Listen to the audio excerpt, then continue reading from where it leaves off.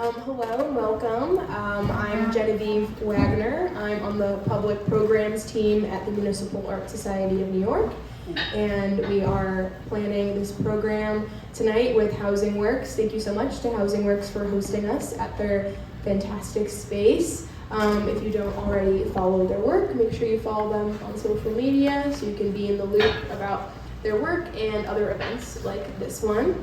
We've been doing these collaborative book talks every month for over a year, and they're a really fun part of MAS's work. If you're unfamiliar with MAS, we've been around for over 130 years, and we advocate for a more livable city from sidewalk to skyline through education, research, preservation, and programming like tonight's program.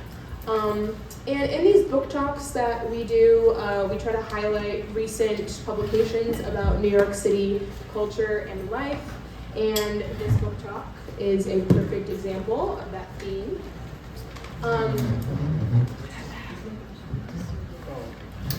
And tonight we are celebrating two New York legends, James and Karla Murray, who have spent their careers documenting New York City businesses, life and culture as videographers and photographers. This book celebrates New York's rich lineage of watering holes, highlighting 30 taverns, bars, and pubs that hold history and stories within their walls. The pair will be in conversation with Ali Gitlow, Senior Commissioning Editor at Prestel Publishing, the publisher of tonight's book. Throughout the talk, James and Karla will share some images from the book, and following the talk, we'll have an audience Q&A, and then after that, we have a few copies of the book at the front, so you can pick one up and get it signed by James and Karla. Now, I'm gonna talk a little bit more about our speakers, and then I'm gonna pass it along to them. I think everyone here probably knows James and Karla, but if you don't, they are husband and wife architectural and interior photographers and videographers based in New York City.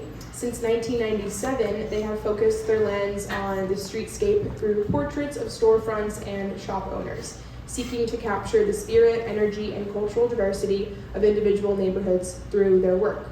Along with great bars of New York, their books include Storefront NYC, photographs of the city's independent shops, past and present, Storefront, The Disappearing Face of New York, and New York Nights, among others.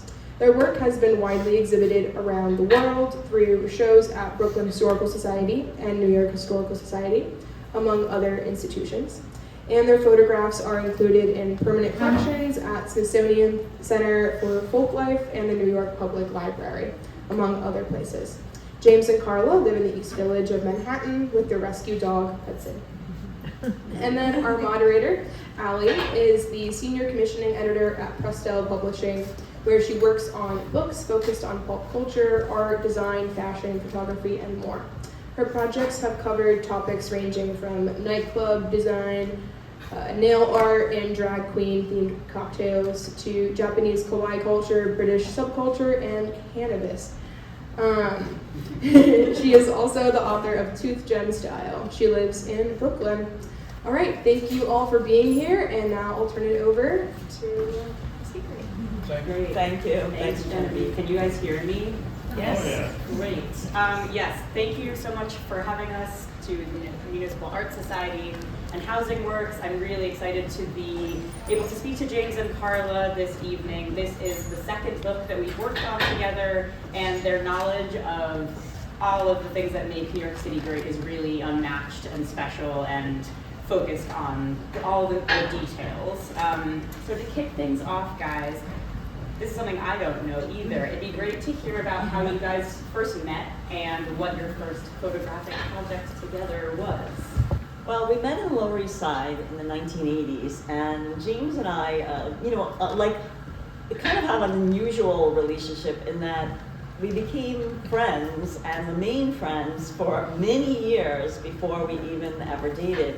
And I'd say the reason why we were friends for so long is that we shared a lot of interests together, including photography. That really, united us.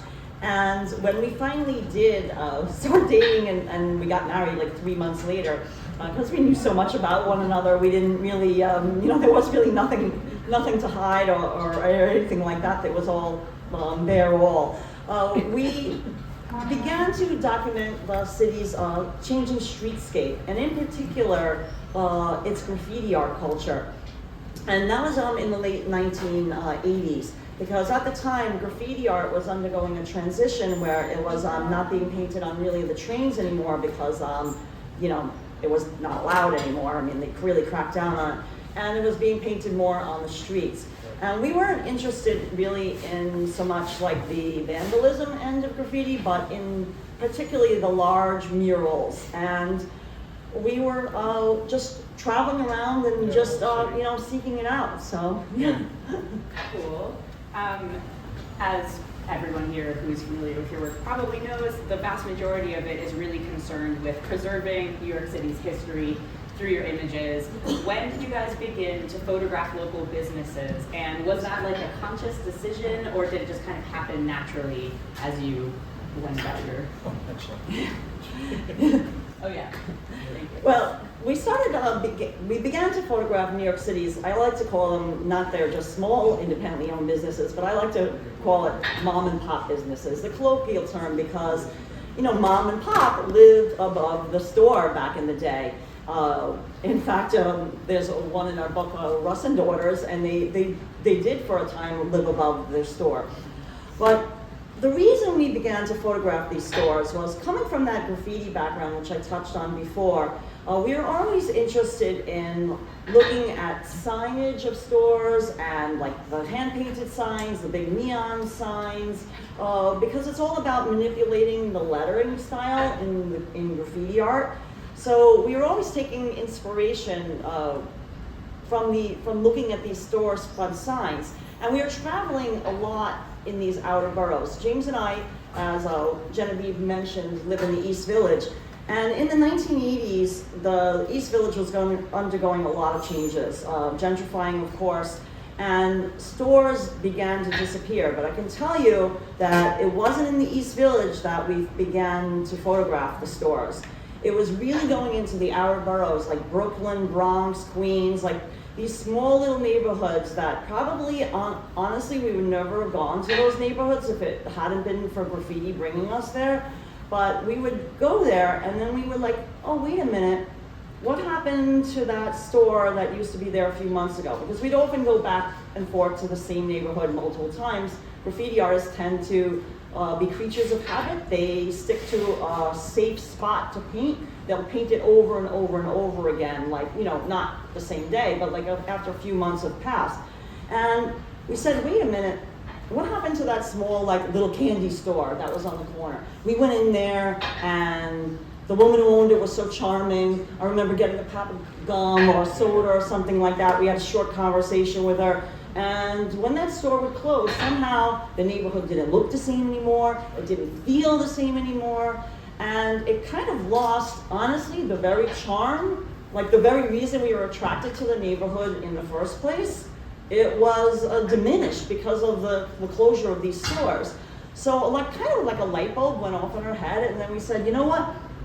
Just like graffiti is a temporary art form, that if you don't take the picture, we learned this lesson, you don't take the picture that day, and this is all film, this is 1980s, no digital, no cell phone camera, none of that stuff, that didn't exist.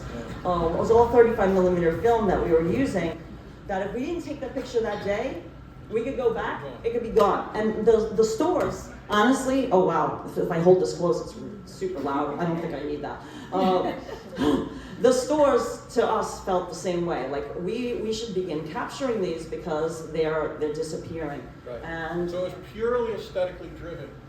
The project when we started it, we were just drawn to the look of these stores. right, I mean, you can see the cover image that we chose for Storefront NYC, which again, this is the project that we worked on with Ali. That was published last year in 2023 was the pub date. The reason we chose Vesuvio Bakery for the cover is this is like kind of the quintessential, like to us, one of the reasons why we started the project is we were attracted to not only the hand-painted, you could see the gold leaf lettering in the window, but the window displays, like, it was just an inviting sort of store. And I remember when we first discovered this, it was on Prince Street. It's still there today, but I'll talk about that very, very briefly because... We went to a record store across the street. It was called Rocks in Your Head if you're into vinyl.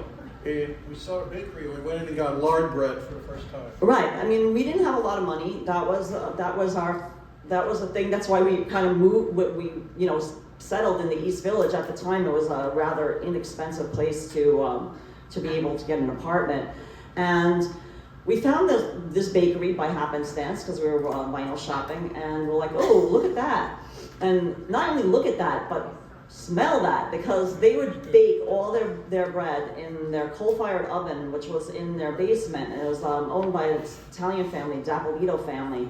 And I mean, the aroma coming into the street, I mean, they baked in the, like, early in the morning, so but still, I don't know, it just lingered in the air, like, and all the breads that they would have in the window there, it just drew us right in. So, but lard bread isn't as right. off-putting as it sounds. Right. Lard bread was their term. Now they call it prosciutto bread because it has flecks of prosciutto, and it was inexpensive, it was filling, and what we liked about it, it was like a meal into itself. We would just walk around because, like I said, we didn't have a lot of money. We would just walk, save to, at that time, I think probably we were still buying 45s, a lot, or 12 inches, probably, because we couldn't even, an album was a luxury item for us. But we loved their lard bread, we loved their prosciutto bread, and it would keep for a really long time. So if you didn't finish it that day, you could, Have go. you had lard bread? No, that sounds good. It's extra good. It's been redone. Like Vesuvio Bakery still exists today, but it's not an Italian bread bakery anymore. They do sell a prosciutto bread. I don't know if they have it every single day, but we have gotten it from there. But they don't do any of the baking on the premises. But I mean, we're happy that it's still there in a form today. That's, a great example of also the type of photography you guys are probably best known for, in which you published the most books on, the exteriors of storefronts. For this new book, which we have here, it'd be great to talk about, why you're interested in highlighting the city's bars in particular. Well, we focused on bars because we've always photographed bars, and a couple are included in our Storefront NYC book. And in fact, the cover image is the interior of Pete's Tavern, but the exterior of Pete's Tavern is in our Storefront NYC book.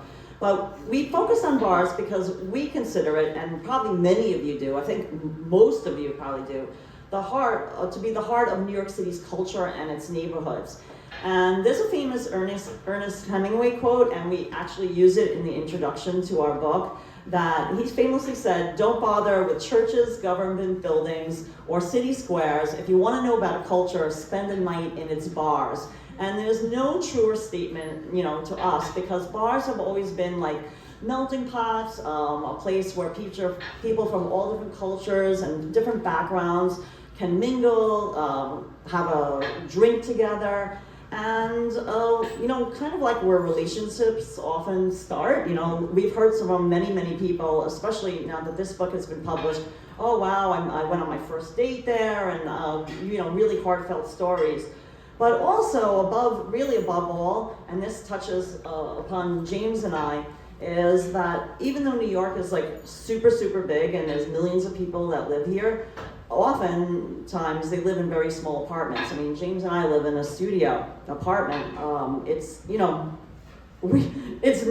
I guess large by New York studio standards, but when you go out of New York City, people they'll see our apartment, they'll be like, oh my God, how do you guys do it? And We're like, no, it's pretty good. no, like, well, no, this is great. We have a bathroom, and it doesn't have a window, and so they have. Our bathroom doesn't. Right, our bathroom doesn't have a window. We were excited about that because when we were developing our own film then. So when we were shown the apartment, Perfect. he's like apologizing, and we're like, no, oh yes, this is perfect for us. And the kitchen doesn't have a window either. It's just like a little tiny galley.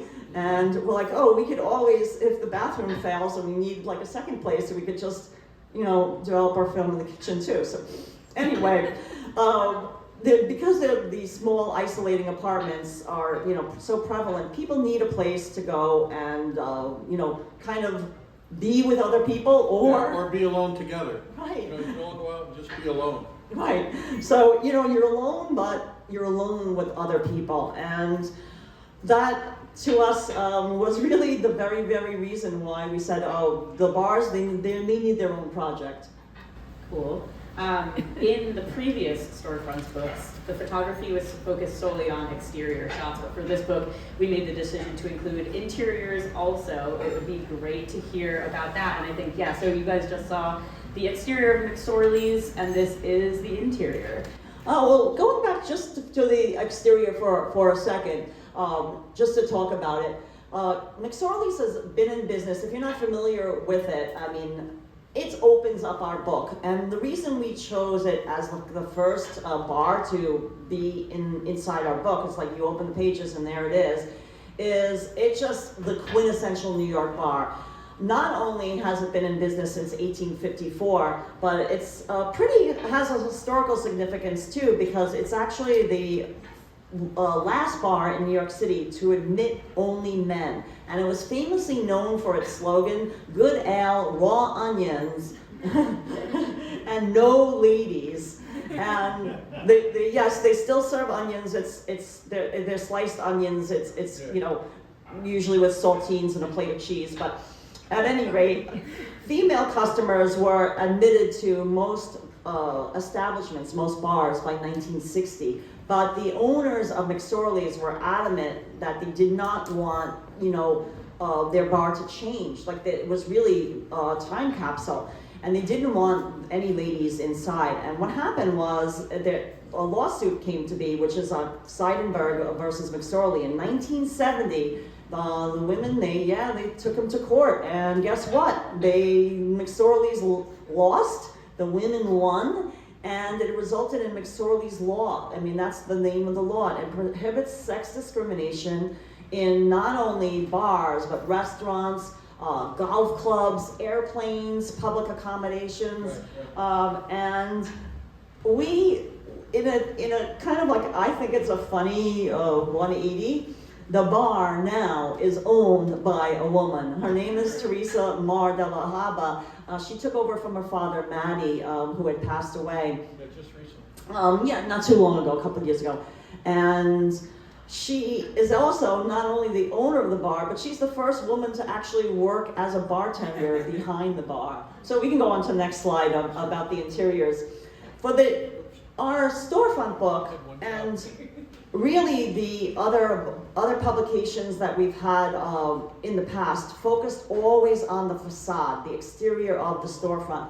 Because to us, it was all about really making the storefront the hero of the story. Like, we didn't want you to focus on anything else. We wanted you to see the facade because really it was a call to action for people to go to these places, these small shops, and buy something there so they could keep on thriving for many more generations to come. But with the bar book, we said, you know what?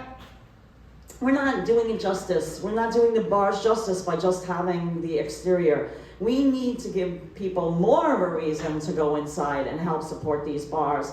We have to showcase their gorgeous interiors because boy, do some of them have breathtaking interiors. And McSorley's, like I said, one of the reasons we picked it for that, opening spread is it's pretty much original interior. You could see sawdust on the floor, the potbelly stove over to the left, all the portraits and different framed posters and caricatures, everything that's hanging on the walls, years and years and years of stuff. It's amazing. And the thing is that a lot of people go into a bar and they may be so focused on maybe like having a drink and like escaping from the world, their worries, whatever, or just, celebrating something with someone and just having their drink, that they're just staring at their drink. Or maybe it's a workspace, the bar is a workspace and they're just looking at their laptop. I don't know, but they're never really looking around. But we wanted people to open their eyes and say, hey, here's another reason to go inside. Check it out, because there's so many details. I mean, there's a wanted poster for Abe Lincoln hanging on the wall. It's like back behind the bar to the left, you know, for his assassin, not for Abe Lincoln, for his assassin. Yeah. And also, you could see fireman hats. They're above that framed photo there. There's fireman hats that were left from different firefighter. The most moving is the turkey wishbones. Right. The turkey wishbones, you can see there's a gas lamp. Those are all original fixtures. Like, it used to be candlelit because... Right underneath those two bulbs. Right, 1854, you know, there was no central heating. So you had your pot-bellied stove, but you also had lighting by candlelight. And then they became gas-powered, and now they're electrified. But what those turkey wishbones symbolize is that they're left by the doughboys, which is the term for World War I soldiers. And they placed the turkey wishbone on that gas lamp, kind of like for wishful thinking, like the hope that they would return from the war. And the ones that are still there, sadly, represent, you know, all the fallen soldiers, the guys that never made it back home. And it's pretty interesting because this photo is a more recent photo. In fact, all the photos that are in our Great Bars of New York City book are recent photos. And we wanted it to be that way because we want you to go to the bar and say, oh wow, I can look for that. Like, that's still there. This is how the bar looks, you know, pretty much today. I mean, most were taken in 2023. We had photographed McSorley's back in the early 2000s when we first began, you know, documenting these mom and pop businesses. And I can tell you, those turkey wishbones back then, we have photos, were covered in cobwebs and dust. I don't know if you've been to McSorley's, but yeah, it famously was covered in a lot of dust. And when we spoke with Teresa, you know, the owner, she told us, you know, when the health inspectors came and they were doing the grading system, that's when things changed from the A, B, C, D, you know, rating the cleanliness of the bars, which is a good thing. They told her, listen, I'm sorry, but you know, your bar is clean, but you forgot up there. And she's like, I don't want to touch them. They're, you know, they're revered and they're so old. She told us that she was so afraid when she had to take them down. She I think said she used like you know, tweezers and a little makeup brush to like carefully brush them off. And you know, anyway, it just always struck us because it's just a little detail that maybe, you know, you wouldn't ordinarily see. Well, we love it. We love that it's not in this photo, but another photo that's in our book. There's on the back bar, there's a golden rule of be good or be gone. Is like kind of like the golden rule of McSorley's.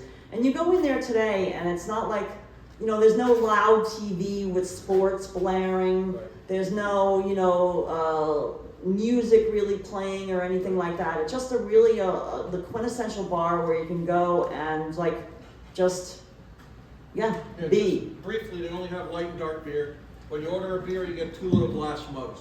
Right, they're called schooners. So we always tell people, if you're going for the first time, bring a friend, because you're gonna get 2 drinks really, whether you like it or not. They'll come in 2 separate glasses. So it's either dark. Don't try to order Heineken. It's just their McSorley's ale, either dark or light. Their light is like an Irish malt, and their dark is like a heavier variety, I would say. Nice. Yeah. One of the most fun things about this project is seeing all of your detail photography inside of the bars. There's such cool stuff. Having been to many of them over the years, you just don't notice these things when you go into a business to get a drink or hang out. And yeah, it's fun to have a moment to focus on them. In putting together a book like this, of course, we had to pick which bars to include. It would be cool to include them all, but we had to choose. So it'd be great if you guys can explain the process of deciding what to include and the choice to stick to Manhattan. The editing process was definitely a challenge because, I mean, we've personally been and spent time at so many places. So when first deciding, okay, what should we include in the book, narrowing it down to just Manhattan made it a lot easier, because just Manhattan alone, I mean, was a hard enough process of just, narrowing it down to 30 bars. We knew we only had room really in the book because, you're given a page count. You have to adhere to it. You can't just, make it an encyclopedia that it keeps on growing and growing and growing. It has to be, that certain amount. So we knew that had to be 30. We said, well, then Manhattan, that helps. Now we can just deal with Manhattan. And we said, you know what? We don't want to have just historic bars. A lot of people are in the misconception that James and I only photograph like old businesses. So that's not true. We photograph new businesses as long as they're independently owned. So it doesn't necessarily have to be old for us to have an interest in it. It just has to be independently owned. So first of all, like McSorley's, that was like, a given, right? We're never not going to include McSorley's. It's so old, so much history, and richly beautiful in the interior as well. But we also wanted to include neighborhood spots. Like, neighborhood spots meaning like, maybe if you didn't live in the neighborhood, you wouldn't know about the bar, because it's, back before like, the internet and, social media, you would never hear about it unless you wandered into the neighborhood. Also dive bars too. We wanted to like, it be a broad spectrum. So no matter what your, personal taste was as far as like what type of bar you like to hang out at, you'll find one in the book that meets your taste. And I guess a great example would be of a neighborhood sort of bar. I mean, now maybe more people have heard of it. I'm sporting the shirt, as you can see. I'm self-advertising for them. As 7B, aka Horseshoe Bar, aka Vazak. Now, why does it have 3 names? And it's because it's so old that if you're an old timer, like James and I, not that old timer, but before it was known by its other names, it actually had no name at all. It was a catering hall, and it was called Vazak Catering Hall. And on the exterior photo, you could see Vazak Hall. There was an old ghost sign. This is one of the only older photos that we use from the book, because we wanted to include that old ghost sign. In 2023, was it? Yeah, 2023, the building was covered in scaffolding for a while, but you don't need to know all those details. But when the scaffolding came down, they had the whitewashed, all the old. Yeah, there was the facade repair. That's, it was necessary, but it got all whitewashed. So that's an old, what they call a ghost sign. So a sign from an old business. So when it began, which to be a bar, it really had no name. The owner that currently owns it, Nicole Hudson, she took over from her father, who took over from his father. So just her grandfather is the one who really started it being called Vazak. Bought it from the Vazak family. And it has all the original interior. If you go to... and it's on 7th and B. I'm sure a lot of you Right. know it. It was in that TV show, Russian Doll, the Natasha Lyonne. Yes, exactly. Well, there's a bunch of, depending on your age, there's a bunch of places that you might recognize the interior from. So people nowadays call it either 7B because it's actually located on the corner of East 7th Street and Avenue B, or they call it Horseshoe Bar because of its huge horseshoe-shaped bar. James and I call it Vazak still because that's how we remember it from back in the day. Yeah, when we were first really hanging out, we hung out a lot at Tompkins Square Park. We were into punk music, and there's a lot of concerts and things happening, and it's right there at the corner of the park. And it's really to us like a gem of the neighborhood. It's beautiful inside. It has these Tudor windows that you could see that let a lot of light in. Christmas time, like you saw the exterior photo, it's perfect. It should look like that, except for that the low sign is gone. They decorated for Christmas, but the light coming through like the multi-paned windows are just so pretty. And inside, original bar, the glassware that you see actually dates back from when it was a catering hall. So I said to Nicole, how could this be? You guys don't break any glasses? She's like, there's so many glasses that we have so many that we're just still using them, which I thought was amazing. And the original booths, it's just really awesome to go inside. Did we put another Yeah, I think we did. another slide? Yeah. Yes. Look, when you go inside, look at the booths, because there's a lot of famous photos. You know, this is what I was telling you about, why we had to include these interior details. If you might hang out just at the bar and not go to this booth, you might not realize, and take a look at these famous people who hung out at the bar, including Iggy Pop, who lived in the Christodora building. The Christodora building is that big, beautiful old building, which is just down the street on Avenue B, but on the other end of the park. So, you know, not on 7th, you know, it's, yeah, I think it's like between 9th and 10th, you know, yeah, is it the corner of 9th? Yeah, you're right, it is the corner of 9th. So he lived there, and he would often, you know, go to Vazak. And also, there's framed photos of Carol O'Connor, because he was in, let me get this right, the movie Law and Disorder, 1974. Also Ernest Borgnine. There's the other films you've already mentioned, Netflix, Natasha Lyonne. Right. Crocodile Dundee, 1986. The Australian protagonist meets a sex worker at the bar. In 1974, it was the scene of the mafia hit. In The Godfather 2, I don't know if you're into The Godfather as the Pantanello brothers, something like that. Like there's the strangle scene, and then they run outside. I remember the scene distinctly in my head. Yeah, you see down Avenue B. Yeah, exactly. And in 2013, it was used for the rom-com Begin Again, starring Mark Ruffalo and Keira Knightley. So yeah, That's quite. what the owner says brings the most people in. Believe it or not. Well, younger crowd, they'll remember it from there. Whereas, like, you know, they may have never seen, you know, Godfather Part 2, Or The Verdict with Paul Newman. right, The Verdict with Paul Newman, exactly. So yeah, just a really, really great spot, really welcoming, like a lovely, lovely vibe there. It is a good one. You touched on this a little bit, but in deciding which bars to include in the book, we talked about types of bars.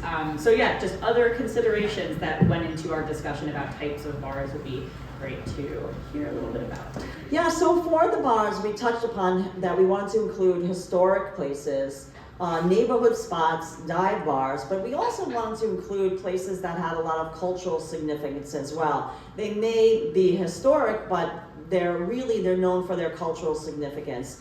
And one such place is Stonewall Inn is included in our book. This is not Stonewall Inn. Now, a lot of people know Stonewall Inn and they think that it's the oldest gay bar in New York City, but you are wrong. As Marissa Tomei would say, if you're a fan of My Cousin Vinny. No, you're wrong.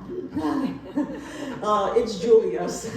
It's on West 10th Street at the corner of Waverly Place. So it's not too far from Stonewall Inn, just a short walk. And it's in a pretty old building built in 1826, and it became a bar in 1864.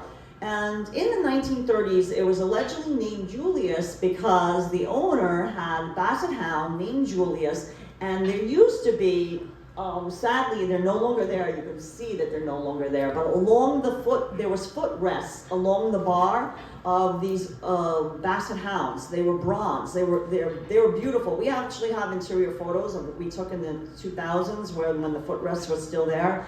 But sadly, some of them got broken, one or two got stolen, and there goes the footrest.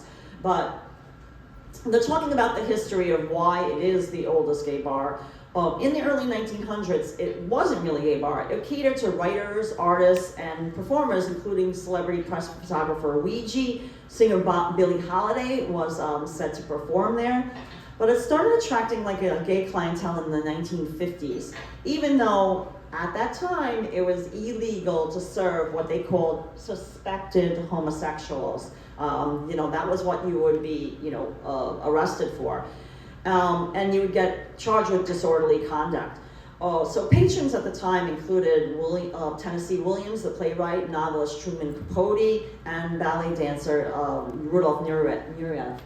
There's some, you'll see, if you go inside, I think we have another, the next slide. There's a lot of framed photos on the wall, and there's some of Truman Capote and Nureyev. But this is the significant thing. On April 21st, 1966, and that's 3 whole years before the first brick was ever thrown at Stonewall Inn, is what happened was the members of this group called the Mattachine Society organized what would become later known as a sit-in, and it was led by the activists Dick Leitch, Craig Rodwell, and you'll see the picture there on the bottom left, and John Timmons. What they did is they ordered a drink, like they had, planned this. They ordered a drink and they announced themselves to the bartender as homosexuals. And the bar had just recently been raided. So the bartender was like, I'm not going through that again. And he put his hands over, like he had already started pouring the drink, but he put his hand over the drink saying, no, I'm not gonna serve you. And that moment, you could see the picture, was caught by the New York Times press photographer who was with them, and it made the headlines, and it proclaimed 3 deeds, you could see, invite exclusion by bars. And it caused a big uproar, and it led to the activists challenging the New York State Liquor Authority in court to the decision that they had right to peaceful assembly, and it paved the way for legal gay bars to open. And really, it was a catalyst for the greater LGBTQ movement in general. And in 2015, Julius, thankfully, was recognized for this historic significance by being placed on the New York State Register of Historic Places, and then followed later in 2022, it was also given landmark status. And if you go inside, you can see that they have the plaques inside hanging by the bar. And I mean, I can't tell you more about how welcoming, if you could just go back to the previous slide, James, how welcoming this bar is. It's owned by Helen Buford, who took over, her deceased husband had purchased it, and she was not really that involved in it. He was really running the show, and he passed away, and she was kind of like, the bar kind of landed in her lap. And I can tell you, she's been such a wonderful steward of the place, just so welcoming, and not only to the Mattachine Society, which they hold like regular meetings there in the back room, but just in general to the whole community. The nicer person she couldn't be. In fact, during the pandemic, we helped her, they had a lot of difficulties financially. This bar she doesn't own the building, she just owns the bar. Now going back to that, like I digress a little bit, what we learned from our storefront book is that the number one reason why businesses close is that they don't own the building that they're located in. Now Helen, she really struggled during the pandemic. They weren't open for a while, and then when they could open, she really couldn't get like the permitting to have the tables outside. It was like this whole big thing because of the neighborhood and this, that, and you think they were doing construction nearby. There was a lot of red tape involved, but she was really financially hurting. And we helped her with a GoFundMe campaign. We put it up on our social media to raise awareness about it, that they could really, really, really use the help. I mean, Stonewall also got a lot of help, but I mean, Stonewall is better known, so it ended up receiving federal funding as well. But she needed like help right away, and we couldn't be happier that she weathered the storm, and we were able to help in any little way that we could. But be sure to go in there. It's not just to have a drink. They have great burgers. You could see right over there. There's like a little mini kitchen, like it's right in view. They make an excellent burger, and it's super, super affordable as well. So it is the best. Yeah. Yeah, so another little like gem that you wouldn't think, you'd be like, oh, that's just a place to drink at. But no, good burger, and it's not going to cost you like $35 like at another place that's in our book for a burger. And there's so much history on the walls, all of these different flyers and photographs and ephemera. It's really fun to look around when you're in there if it's not too busy, which it often is because it is so fun and great. Yeah, and the wooden beer barrel, the beer barrels too. The bar is propped up by these Jacob Rupert old beer barrels, and then they use them for seating and like, you know, for the bottom of the tables as well. So it's clear, I think, that in doing the work you guys do over the years, you personally get to know so many of these, as you say, mom and pop business owners personally, and you really champion them by turning your lens to them, by publishing, you know, books that contain photographs, by covering them on your YouTube channel, and it's, I don't know, it's kind of a type of activism, really, I think, trying to help stave off the creeping gentrification and normalification of the city by preserving and reminding all of these great independent, special, one-off types of places. How do you guys think about this, and how much are you kind of keeping that in mind day to day as you're going around photographing? I mean, I don't think a day goes by that we don't think about it. Really, for us, the project became like an artistic intervention for us in a way. Like, just our way of giving back to the city that we love. I mean, I'm a born and bred New Yorker. You could probably hear from my accent. Can't hide it. We just love New York City so much, and it's just our way of giving back to the community, especially because we feel like these little stores and the bars, they're so important to each neighborhood, and they make each neighborhood unique. And like I was touching upon with the owner, Helen Buford at Julius, that the number one reason when we would go into these bars and these small businesses, and even though if we backtrack to like the late 1990s when we first began photographing the mom and pop businesses, even though James was mentioning the project was very visually based and in the beginning, it was all about the look and feel of the exterior of the storefront. It was really going inside and talking to the owners, because that's something that we did right from the get-go, is we would go inside, and I guess we really wanted to find out, like, why did this business close where the one down the block is still open? They started, like, you know, whatever, just say 1900, same year. Why did one close? One is gone. Did they have a secret recipe? Maybe, but they were both bakeries. Like, was one clearly better than the other? No, that's not usually the reason. We would ask them these always pointed questions, and they would tell us, like, oh, we don't own the building. We're at the mercy of our landlord.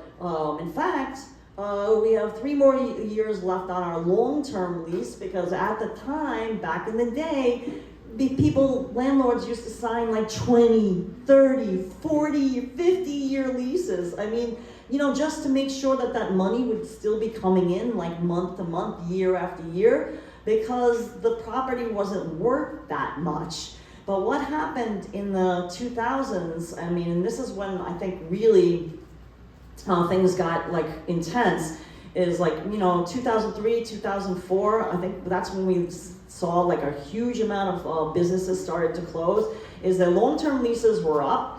The neighborhoods were gentrifying, they were changing, and the rents would go sky high to the point where they couldn't make ends meet anymore. They couldn't pay these ridiculous, prices that was being demanded. I mean, in our Storefront NYC book, there was a little candy store called Katie's Candy in Bed-Stuy. I remember when we went in, she told us, oh yeah, the landlord, she's gonna kick me out. They want to make this building into a luxury condo. And we're like, if you looked at the place, we're like, oh, a luxury condo? No, that's not gonna happen here. And she's like, oh yeah, that's what he wants to do. And it's only a matter of time.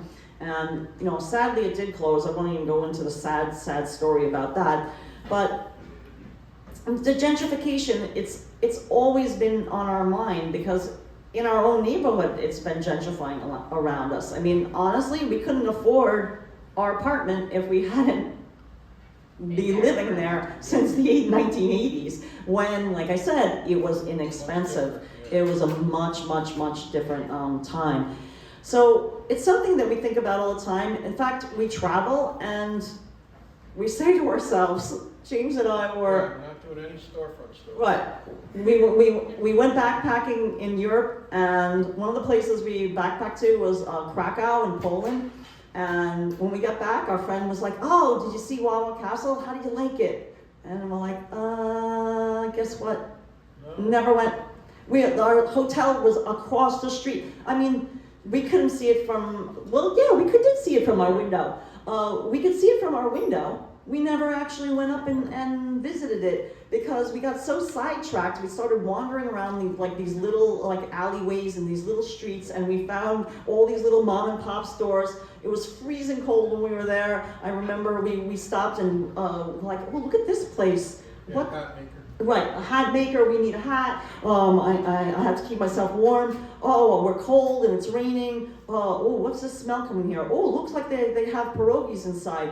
And then we're greeted by this woman and she gives us borscht just because we looked cold. We didn't even ask for it. She didn't speak English. We don't speak any Polish. She just figured, we needed it, and we, yes, nod. Did our best, dobre den. But yeah, it just been all consuming, I guess you could say. And a great example of how things can survive gentrification is Rudy's Bar and Grill. And we included in our book, this is a true New York dive bar. I mean, true dive bar. And it actually dates back to before Prohibition. It was said to be a speakeasy. It's actually one of the first bars in New York City to receive a New York State liquor license. And it's owned, it's called Rudy's because it was originally owned by Helen Rudy. She was a German, so it's I guess kind of like a German bar. And it was always catered to people in the neighborhood, especially the seafaring guys, because Hell's Kitchen were nearby the docks that used to line, the river, which I guess really used to come, there was no 11th Avenue, I don't even think back then. The water lapped up a lot closer than it does now. There's been a lot of infilling. Erin, by the way, is in our book too. That's another one where the water used to come up right up to the bar for footsteps really to the outside of it. But Rudy's has always been the kind of a working man's bar, very affordable and just the quintessential New York dive bar. And to this day, you could go inside. Did we include it into your photo? I think we did. Yeah. You can go inside and you can get a beer, a shot of whiskey for $5 and a free hot dog. With every drink purchase, you get a free hot dog. And this is something that Rudy's has been doing for years and years and years. And that's just because it just was a nice thing to do for the guys that were drinking there, give them a little bit of a meal as well. And they still do that to this day. So you can go there and $10 in your pocket, you've got a meal, you've got drinks, you're set. You're set. You won't break the bank. However, don't feel intimidated that it's only a working man's bar, because even though it has its roots in that, a lot of people go there. A lot of famous people have gone there. In fact, if you're familiar with Steely Dan, there's a song, In the Corner of My Eye, I saw you at Rudy's, you were very high. Or I saw you in Rudy's, it is, you were very high. And also, Guns N' Roses, Slash from Guns N' Roses, was a regular there. Julia Roberts, the present owner, Danny Pamphilus, who took over from Jack Ortel. Jack Ortel bought it from the Rudy family. Jack Ortel, sadly, just recently passed away, just a few months ago. In fact, in the publication of the book, he was still the owner, but now he passed it to the longtime manager, Danny Pamphilus. They've kept the vibe the same. Nothing's changed. it's still that working man's bar. So, go check out Rudy's. And a fun fact I enjoyed a lot is the pig outside the front of Rudy's. Oh yeah, that's Baron. He's Baron. Baron von Swine. Yeah, he's been stolen a couple of times, but now you can't steal him because he's like bolted. He's There. They sell beer taps Right, they have like a that are like tap that sealed. has That's him a on it, little right? pig. right. It was made by there's one of the artists that goes to She has Rudy's. a yellow jacket on. Yeah, he made those bar taps and for Jack. So it's pretty cool. This image is a great way to discuss my next question, which is that we decided pretty early on not to include any people in the photographs in the book. Why did we do that? There's no people in any of the photos because we wanted the hero to be the bar's interior. I mean, for the exterior, that's something also we don't generally like people in the photos because we really want whatever the subject is, that to be the shining star. So if you put a person in a photo, naturally, like as human beings, our eye will gravitate to looking at a human being. So we wanted you to be able to see all the details like we saw. Like this is Minetta Tavern, gorgeous interior again. There's all these caricatures that are lining the walls. So if there was lines of people, not only would it obscure the details, but you might just be looking at the details. And you can better imagine yourself there, I think, if there's no Exactly. one in the photograph, Exactly. which is sort of a nice thing. Especially if you don't live here, you're looking at these photographs and thinking, wouldn't it be fun to go check this place out? Which feels more, easy to imagine maybe if there's no one in the images. Up here we have our cover star, which is Pete's Tavern on 18th and Irving Place. It'd be great to talk about how this became our cover image. Right, being the cover image, it's a very important thing for a book. And it was a hard decision. I mean, it wasn't only our decision, it was a team effort with Ali and the team at Prestel. To us, Pete's Tavern it's an amazing bar with a lot of history, been in business since 1864, and famously, interesting for this time of year, it's where O. Henry is said to have written the Christmas story, The Gift of the Magi. In fact, it's that booth, I think, do we include another slide? Yeah. The next slide shows the booth. That's the booth where he wrote the story. He lived at a boarding house just down the street and just was hanging out at the bar all the time. He's actually wrote another short story there as well, just not as well known. But it's so much history, and to us, I mean, it's just another New York quintessential bar that pretty, affordable for being in the Gramercy area as well. I mean, I think burger is like, you can get a burger there for around $20 with their fries. Give or take, I might be $1 or $2 off, but it's not crazy expensive.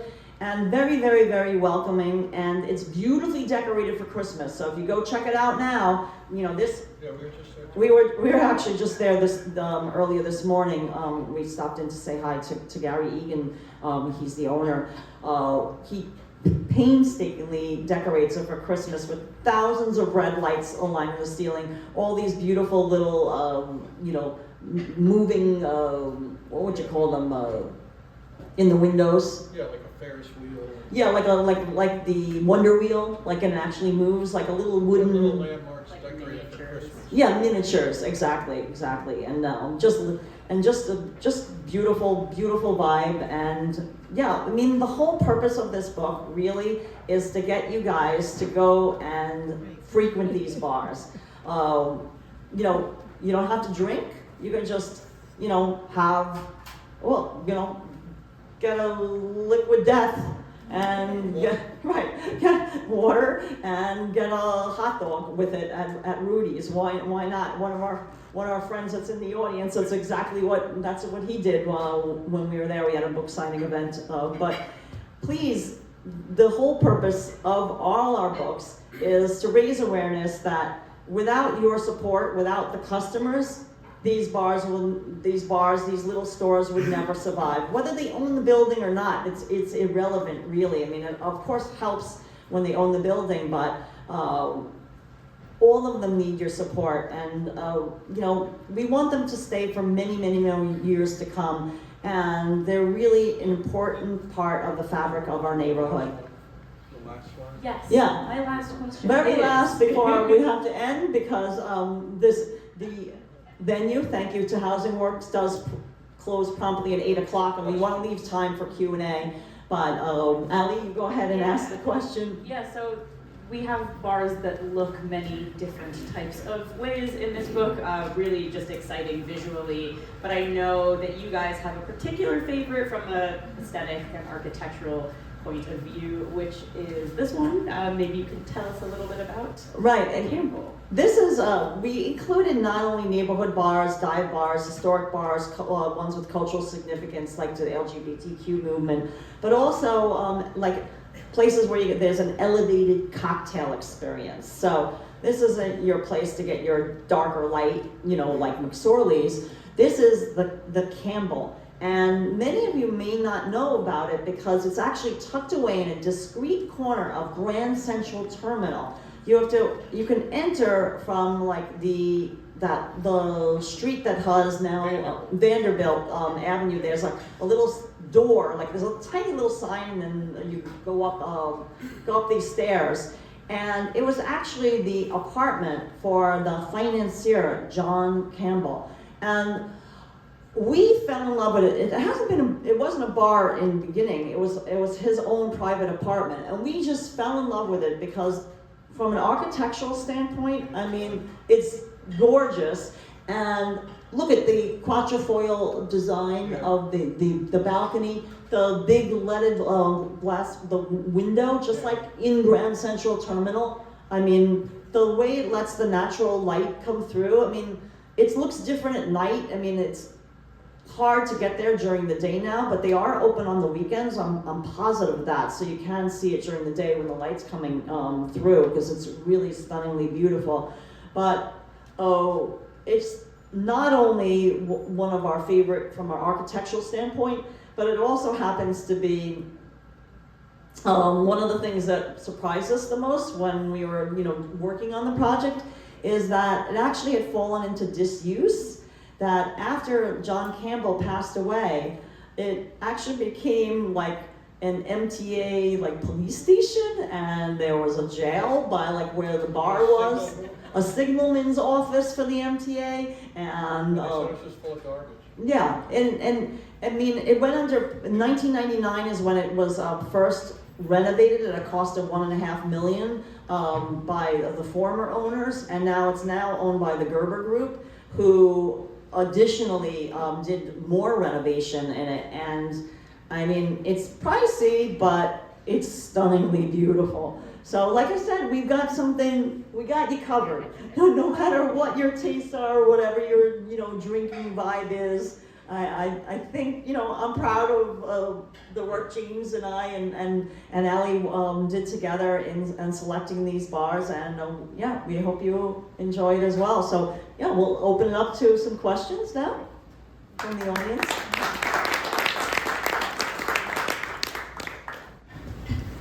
I just remember Rudy's, when I'd be going there, I'm pretty cleaned up in that picture, because I remember duct being all over the. Oh yeah, the one that's sitting. Yes, it's funny that you mention that, because during the pandemic is when they took that time to get the duct tape off of the chairs and the booths, and they reupholstered them. And in fact, Pete's Tavern, the same thing. Pete's Tavern wasn't open during the whole pandemic, not at all. Like some bars opened, like when you could have limited amount of people, etc., but they did not open at all. And the owner took the time to restore the interior, paint, redo all the gold leaf inside. I mean, if you go there, take a look at the details, and you can just appreciate in your mind, the love and the care care that went into it. But yeah, Rudy's used their time. Danny told us, yeah, we got rid of all that duct tape. You know, we made use of the pandemic time. You may not want to answer this one. Can you say 2 or 3 places that didn't quite make it? Very close, or didn't quite make the book? Well, I mean, I can tell you right off the bat, one of the places that I wish made it, but sadly was no longer in business, and that's Lennox Lounge in Harlem. And from an architectural standpoint, oh gosh, gorgeous Art Deco interior, plus the history with jazz. If you're not familiar with it, I mean, every jazz great, you know, played there. And sadly, again, lost to gentrification because of a huge rent increase. And what is it now, a bank or something? I mean, it's something hideous. Whatever it is, it's just like you can't even stomach to look at it. Another place, it's funny that you mentioned this question, that we had been thinking about including, but they were not open when we were taking the photos, is Smith's Bar. Smith's Bar, we just posted sadly about it on our Instagram. I have some sad news to share. If you don't follow us on Instagram, I'll just do a little quick plug at James and Karla. We just found out from the owners, and they shared it on their Facebook page on Monday night. They were forced to close from their original location, which was on 60th Street, right by Lexington, directly across the street from Bloomingdale's. There's a subway stop there. That's why it's called Subway Inn, exactly.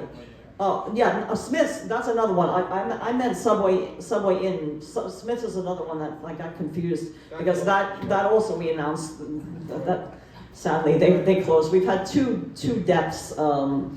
But Smith's, honestly, we weren't really considering putting that in the book because it had been updated inside and the vibe had changed.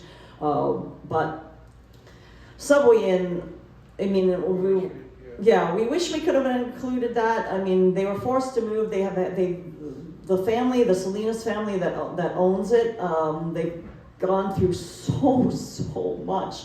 I mean, moving 3 times, and now they just sadly, their last date is December 28th. So if you want to say hi to another true, it was a dive bar back in the day, wonderful family that presently owns it. They fought the good fight. They did the best they could, forced out of their original location, relocated, forced to move again, and then couldn't get a liquor license and all this stuff, blah, blah, blah. But, yeah. Hope that answers the question, and then some. 2 minutes, thank you. Yeah. Yeah, two-part question. Were any great memorable bars in Staten Island, Brooklyn, or Queens? And which bar has the best jukebox? Ooh. Staten Island, Ladies. I guess, Vincent, do you know how to pronounce it? Which place? Ladies. It's on the water. Ladies, okay. Yeah, it's right. He's from Staten Island. Yeah, he's from Staten Island, so I just deferred to him to make sure that I'm pronouncing it correctly. It's all right. Duffy's Tavern, I'll give you another one. See, we know our Staten Island. You can't trick me up on that one. You really do. Queens. Yeah, Caskey's Tavern, Richwood. Let's Caskey's Tavern with its amazing neon sign. Yeah, that's a great one. Brooklyn, I would have to say Pharrell's. But listen, save all those because you never know. We could have another book with the outer boroughs bars. Yeah, into it looks like there's an interest in it. So yeah, let's go for it. We're up for the task. We'll. A big change for our neighborhood was Mars Bar when that closed. Yeah. That's when we knew the neighborhood was. When we first moved in our neighborhood, we had people sleeping in our lobby and in the stairwells and stuff. It was a terrible building. I mean, there's really still no amenities. I mean, honestly, no joke, but we did have to hire like a package attendant because so many packages were getting stolen that, Well, what are you gonna do?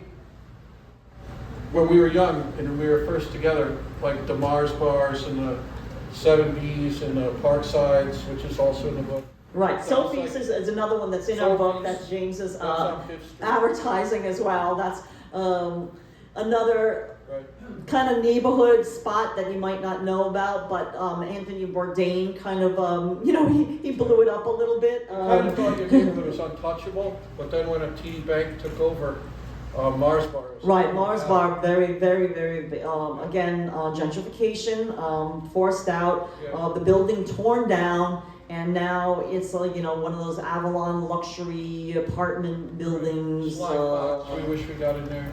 Yeah, Sly Fox. Oh yeah, well that you can still go to. The bar. Yeah. That's still in business. I mean, there's so many bars. I mean, KGB bar in our own neighborhood. I mean, we didn't want to make it just an East Village book. We could have easily. It's tough. It's a tough editing process. It really, really is. Don't hate on us for not including your favorite bar. Oh, we tried our best. Cullen's in the Bronx is wonderful. Yes. Cullen's.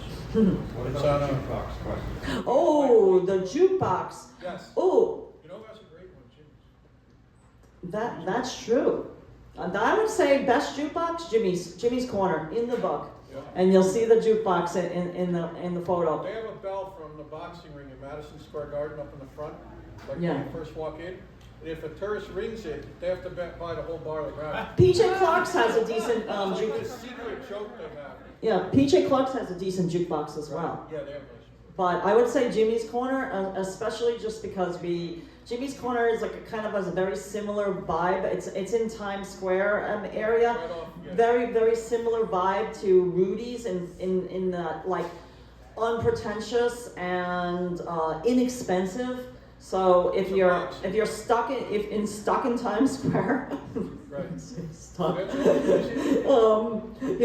If you're forced to go to Times Square, Huge. right, you can retreat from your whatever, all those chain things, It's Hard like I Rock, picture- don't go to Hard Rock Cafe or.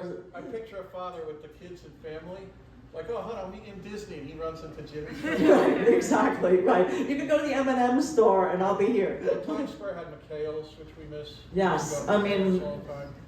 Countless. They're in our storefront NYC book, so at least the exterior has been immortalized. Yes? All right, I have a question. It's more of asking your opinion. Really, we've touched on a lot of stuff about gentrification and changing. And so I'm going to say this more about, thinking about how to word this. I'm going to ask it more in the sense of Manhattan and so much of the outer boroughs, because I think the outer boroughs, this will occur later. But in today's Manhattan, which is so dominated by gentrification and private equity money and the changing landscape and sort of an acceptance that the man owns it, kind of like less than the people, so to speak. Do you think that in 100 years, like new generations will carry on these type of institutions and these type of aesthetics? And you think people will be so beat down by, like, the concept of owning something is just so far-fetched, and they go to Jeff Bezos, Amazon's bar and grill on the corner, and they don't know any better. No, that's a Like, great what question. do you see the future as this industry, as someone who's seen a lot of it? Well, I have to say that I am an optimist by nature. Yeah. And so is James, right? Yeah. But he's a little bit more pessimistic than me. I'm always the glass is half full, where he is more of the glass is half empty, but that's why we get along so well. And you could see I'm the talkative one and he's the more, quiet one. Otherwise, what kind of relationship would we have? But we'd just be talking over each other all the time. So, in the optimism's sense, I like to think that, again, the purpose of these books is to help raise awareness, and we have our social media. I mean, we try to post, it's difficult to post. They used to post 7 days a week, and we've actually been told by Instagram not to post 7 days a week. I mean, this is from the Instagram, tip if you don't have a big Instagram account where they try to help you, they try to help us. Not that we asked for it. They just called us up one day. They said, you don't have to post every day, you know. So word for the wise, you don't have to. But we try to post and help raise awareness because Instagram in particular, we're not so active on Twitter. I mean, Twitter's the younger generation. I mean, definitely TikTok, I'm sorry, but I mean, I hate to be too old, but I guess I'm just a little, I can't fit it all in there. Like Instagram's bad enough, the limiting of the number of characters I can use, because I like to tell a big story, the story behind the photo. So I'd like to say we try to reach out to the younger generation so they don't let it become homogenized. That it's not going to be the Jeff Bezos bar, that they can realize the importance of these small little businesses, that they do make up the character of the neighborhood, that maybe it would be a boring place. New York would be boring without small little independent stores. And people are smart enough to know like authenticity, and I hope that stays. Because it was funny, we were shooting a new place on Avenue A, I'm not going to say the name, and Karla said, "Oh, this place looks so, phony." That wasn't her words, but because we do photograph the new places. Right, just to have them. And it's funny, while she was photographing, like 3 minutes later, a woman came by and she said, "Oh, don't photograph that. That's so phony." No, I think she overheard us. She overheard us. She overheard me, and really I don't like to be negative about anything, but I was just like, oh, look at this place. But we'll take a photo because we try to help them. Right. But I mean, it just everything in I would personally not hang out at the place. It's just not my kind of place. But that doesn't, just because it's not my kind of place doesn't mean it's not attracting a different clientele, and I realize that. I think the authenticity. Right. Like people know a crap Italian sandwich versus a real Right. family, no. Why are you going to have Domino's? When you go to Rudy's, you're going to know it's totally Pizza different. in New York City. Well, I mean, I just want to shake the tourists and just be like, Yeah. no, you don't have to. You don't have to. There's actually a Joe's. That's one of our favorite ones. They opened up pretty near Times Square. It's a short walk. Go there, have a real New York pizza. Don't eat that from that other place. Right. So I am hopeful, and I truly believe, but It's a scary thought. it is a scary thought, and we need, thankfully, like I said, the saving factor is when people support these small little businesses and go to them. Don't give up on them. Don't say, oh, they're never going to make it, so I'm not going to go there. Every little purchase counts. It really does. Your Instagram and YouTube channel are both such great resources for being pointed to various places. And also, you just have such a wealth of knowledge that you share on them. So I would highly recommend for anyone that doesn't already to follow them. Oh, thanks. It's true. I just enjoy it as like a civilian, which is great. Yeah. I do think that there's some type of movement that younger people want to go to see authentic New York bars. I'm like you guys, born and raised in New York. And I think it was 5 or 6 years ago, I went to an old bar on Murray Street. I'm sure you know where it was. Sure. Forgot the name. Right? Yeah, I think it was Raccoon maybe. Yeah. So I speak to Yeah, it's like 2 blocks off of the World Trade Center. Yeah. to the bartender, and he says, on Saturday night, you gotta get all models here. He's like, I don't know, really? I was like, oh, why? He goes, yeah, for some reason they don't want the goofy places, they want authentic New York. So Right. I think there's something to say about a little bit of a movement where, it kind of resonates with either sort of younger generation or just people who don't want the hotel bars and they're just tired of it. Exactly. People can't own anything though, that's the issue. That's the They thing. can't own the bars, they can go to them and like them, but are they gonna be able to own them? Exactly. Right. I feel like it's owning your own business. It's like, the American dream, and I still feel like that's alive, but yes, in Manhattan, it is difficult. And even if you own the building, it's not a given.